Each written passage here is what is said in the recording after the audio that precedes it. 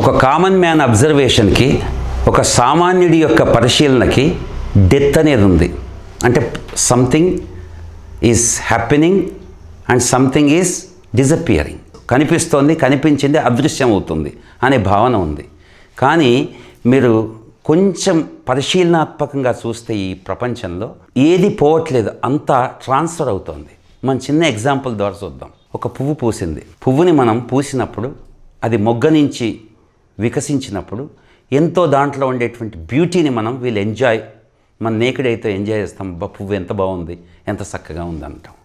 కొద్దిసేపటికి ఒక in a day or two ఆ పువ్వు వాడిపోతుంది. ఇట్స్ ఫేడ్స్ అవే. అప్పుడు ఏమనుకుంటాం?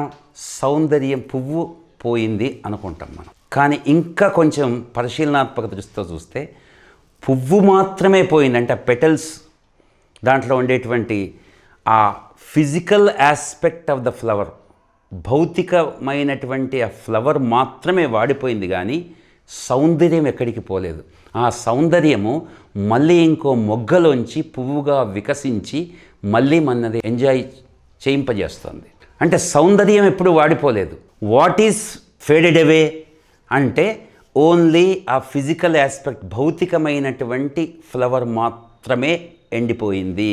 ప్రపంచంలో ఎక్కడైనా చైతన్యానికి, నిజమైనటువంటి సోర్స్కి డెత్ లేదు.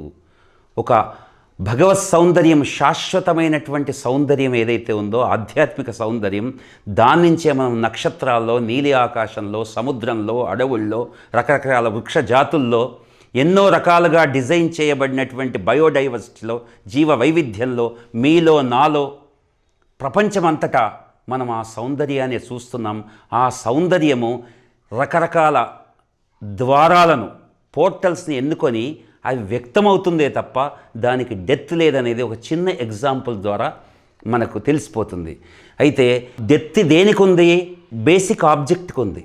ఆ ఆబ్జెక్ట్తో మనం అటాచ్ అయ్యాం కాబట్టి డెత్ అనేటువంటి, లేకుండా పోవడం అనేటువంటి భావన ఒక కామన్ అబ్జర్వర్కి, ఒక సామాన్యమైనటువంటి వ్యక్తి మెదడుకి, మనస్సుకి బాధిస్తుంది, మనస్సుని బాధిస్తుంది. అరే ఇది లేకుండా పోతుంది అనేది.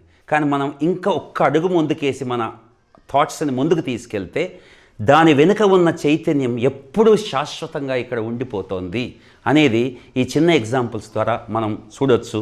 కాబట్టి సౌందర్య భావన ఎప్పుడు కూడా అది శాశ్వతము. దాని నుంచి వచ్చే ఆనందం శాశ్వతం. కాబట్టే ఆనందో బ్రహ్మ అన్నాయి ఉపనిషత్తులు. ఓం శాంతి. స్టార్ వి భక్తి టీవీని సబ్స్క్రైబ్ చేసుకోండి, లైక్ చేయండి, షేర్ చేయండి.